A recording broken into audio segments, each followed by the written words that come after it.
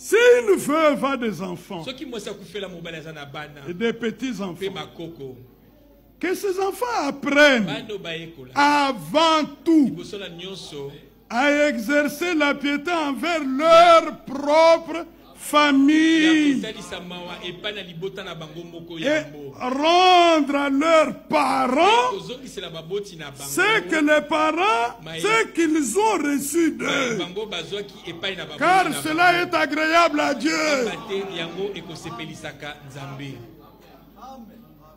Vous avez tout reçu des parents. Tous les sacrifices. Même les sommeils. Même les larmes.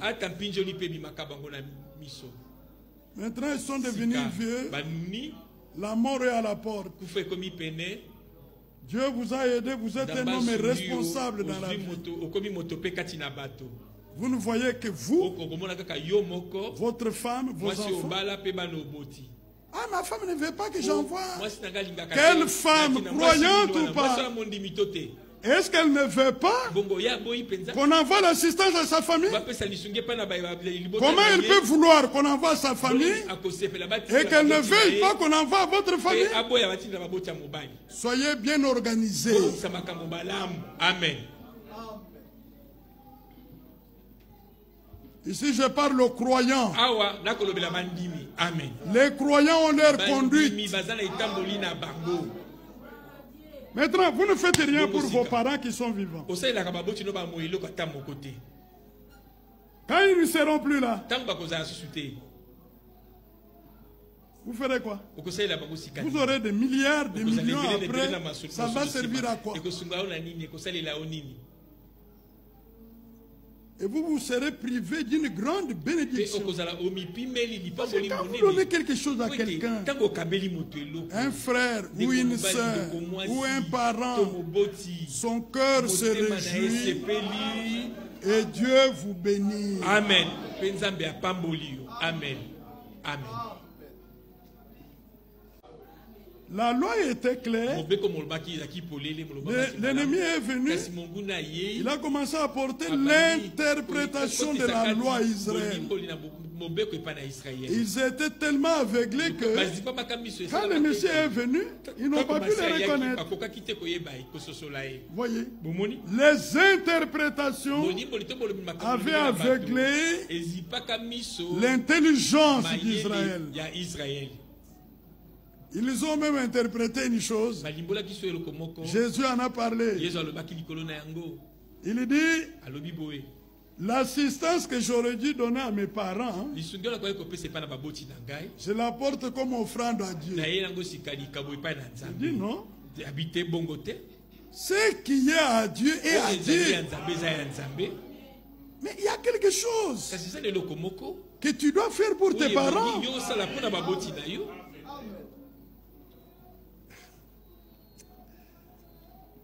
Bon, c'est l'écriture. Prenez Timothée. Vous attendez que votre père meure pour acheter un cercueil de $1000?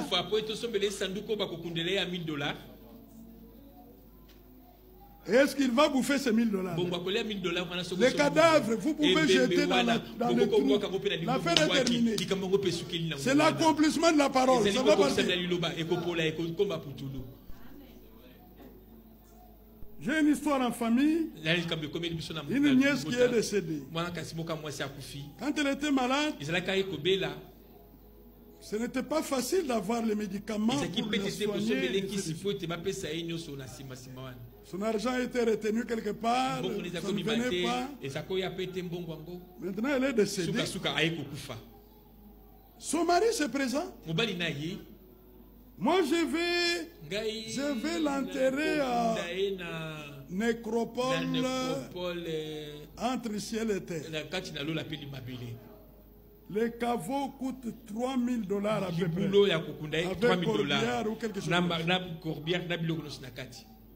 On va acheter un cercueil d'autant. Ce n'est pas vrai.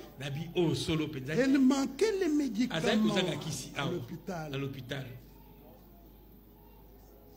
Il n'arrivait même pas à manger. Il fallait payer les factures à l'hôpital. C'est après sa mort que vous dépensez plus de 6 000 $. C'est malade. Cet argent-là, elle en a profité en quoi? Vous voyez? Elle n'a pas profité. C'est la terre qui va dévorer ça, ce n'est pas elle.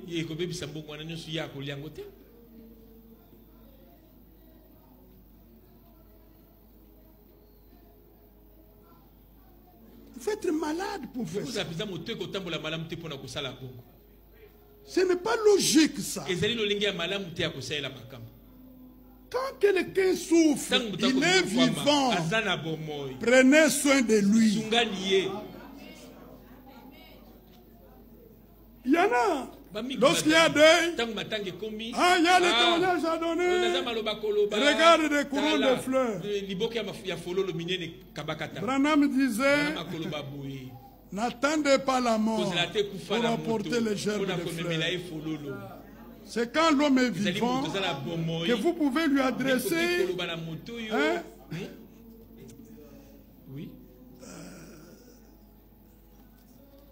des compliments. Amen. Il y a même des maris qui ne peuvent pas dire à leur femme, vous êtes bien habillée. Ah ma chérie, tu es belle. Ils ne sont pas capables de le faire. Quand tu lui trouves d'autres femmes, on leur dit, mais tu es belle, tu es bien habillée, tu es malade.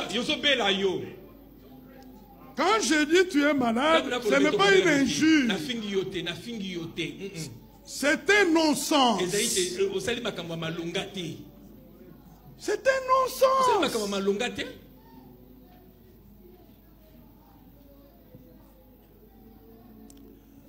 1 Timothée 5. Vous voyez, il y a tout dedans. Les instructions. Il y a tout dedans.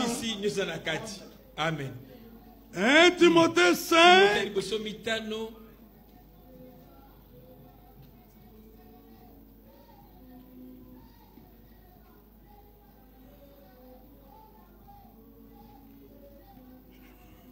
Vous êtes là? Verset 4. Si une veuve a des enfants et des petits-enfants, que ces enfants apprennent avant tout à exercer la piété envers leur propre famille et rendre à leurs parents ce que les parents, ce qu'ils ont reçu d'eux, car cela est agréable à Dieu. Vous avez tout reçu des parents. Tous les sacrifices. Même les sommeils. Même les larmes. Maintenant ils sont devenus vieux. La mort est à la porte. Dieu vous a aidé. Vous êtes un homme responsable dans la vie. Vous ne voyez que vous, votre femme, vos enfants. Ah, ma femme ne veut pas que j'envoie. Quelle femme, croyante ou pas? Est-ce qu'elle ne veut pas qu'on envoie l'assistance à sa famille? Comment elle peut vouloir qu'on envoie à sa famille